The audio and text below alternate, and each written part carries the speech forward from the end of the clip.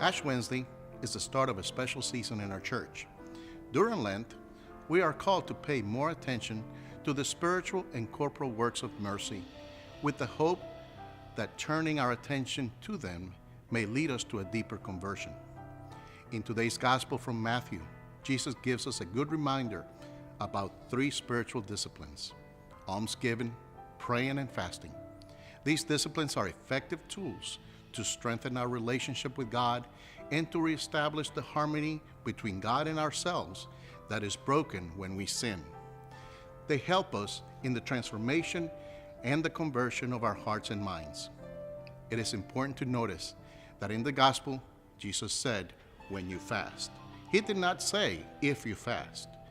One can infer that Jesus is not suggesting that we practice the disciplines of almsgiving, praying, and fasting. He's actually instructing us to do so. These practices are important and effective means to help us to become aware or remain vigilant in our daily struggle with the forces of evil. The enemy's goal is to stop our forward movement towards God. By practicing these three disciplines, our attention, our focus, and our priorities are directed more towards God and to others than to ourselves. This leads us to grow closer to God. Replacing selfish actions or habits with unselfish ones is empowering and liberating. But it is empowering and liberating when done as sincere expression of our love for Christ and for our brothers and sisters.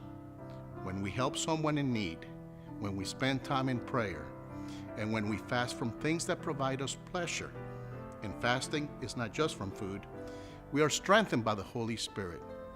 And when coupled with the sacrament of reconciliation, we are freed from the ties of sin that keep us away from God. As we begin Lent, let's pause to take a good look at our relationship with God and with others. Let's take advantage of these three weapons: almsgiving, praying, and fasting. While doing that, let's rejoice because our God, through His church, because of His love for each one of us, has provided the means necessary for us to be true disciples of Christ, thereby helping us to follow through on our individual and unique call to be Christ to others.